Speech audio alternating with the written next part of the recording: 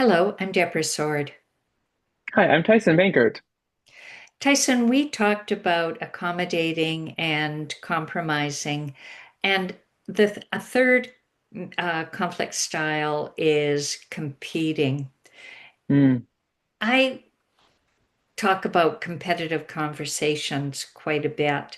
Um, I have a friend who doesn't travel a lot, and she was so excited to take a trip, and somebody asked her how her trip had gone, and she was saying it. And there was another person listening who immediately took over, talking about not having been to that place, but all the other places she'd been to. And my friends said to me afterwards, I don't have that many stories to tell. And when I finally had one, I was so happy. And she just competed with me for the pleasure, and I lost all interest in the conversation. So these competitive conversations really highlight the bad part of competition. When is it good to compete? When is competition the right conflict style to choose? hmm. I mean, we often see this in, organizational structures, right? Where I'm the supervisor, the manager, and I'm relaying information about how things are to be done. And the expectation is that everyone follows along. I think that is one way in which people will communicate in that competitive style. Um, and the idea really is around that dominance, right? It's being able to say, this is, I've assessed this situation, and there's sort of a win-lose. Like my idea or my thoughts will win over any ideas that you might have, even if you agree with it, right? It's still this kind of, almost um, whose goals win, right? In the end. And I think there are definitely drawbacks to that. Obviously, we know it doesn't always feel good. Just thinking about your friend as well. Yeah. But I do think, though, in some ways, though, it's usually the starting point, right?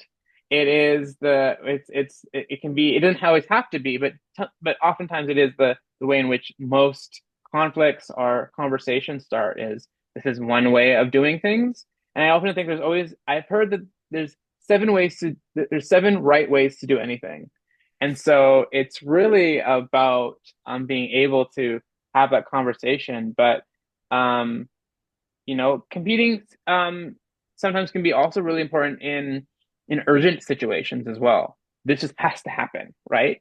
Yeah. And so there are definitely moments where it is important for sure. Yeah, if somebody needs to take charge, I'm going to follow instructions if it's that kind of a power situation.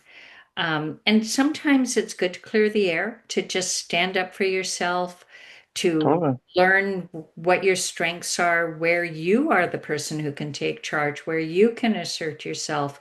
And sometimes these competitive conversations are kind of fun. Like when you get together with somebody and you're enjoying a disagreement about a book. Somebody hated it, somebody loved it, and it's fun to do your share your book reviews. But sometimes it's bad. And the example I have shared Mhm. before, in my childhood home, I've mentioned people didn't want to come to my childhood home because it was so unpleasant that all of the conversations were competitive. It was really uncomfortable for people to be around it. And where it gets ugly is if you're in a constant state of alarm and anxiety, because that high stress not only affects the quality of the relationship you're in, but also the quality of your life. You So, know, it makes me wonder about your friend's situation that you mentioned and the other person wanting to express themselves. I often do think it comes back to this maybe distorted, but still openness to relationship building, right? It's like, oh, I want to try to relate to you. So here's what my thoughts are, or here's my experience.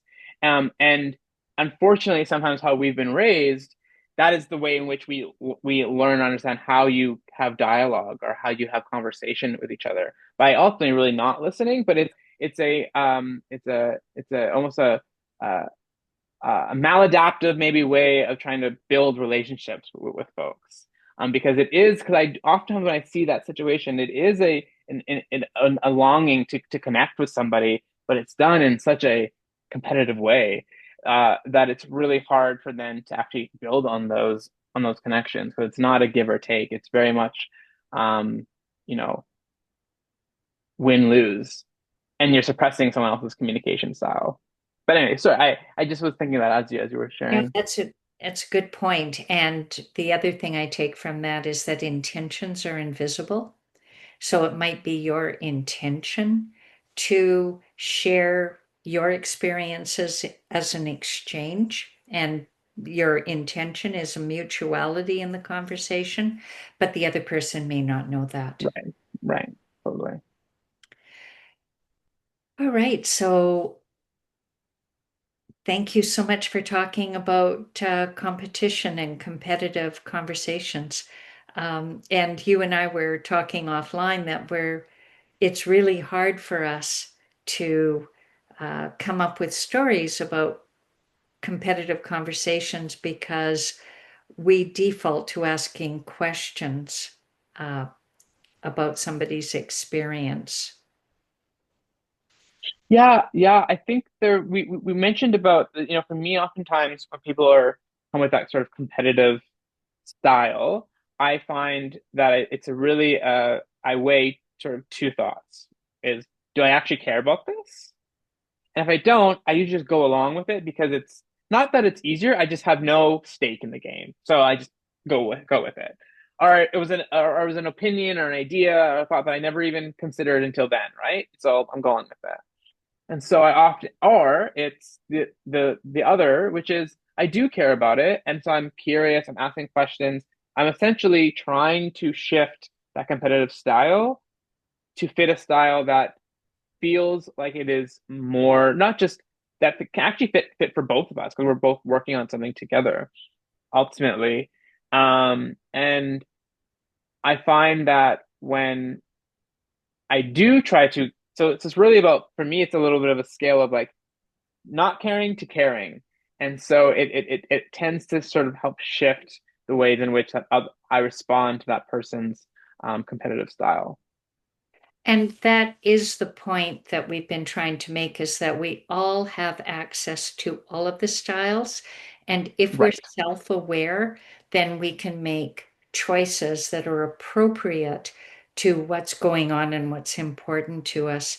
And I'm still working on that. That's still a skill that that's a work in progress for me, because sometimes I will get involved in a conversation and afterwards I'll think, why did I do that? I could have let it go. So, Right. I've been doing this for decades and I'm still a work in progress. So thank you for reminding me that Mhm, it is a scale and it is a deliberate choice mhm, how mhm, involved I want to be in the competition. mhm. Thank you, Ted. Progress over perfection. And yes, thank you so much. We hope you'll subscribe to our podcast, like it, share it, leave a comment. We do enjoy hearing from you. Thank you.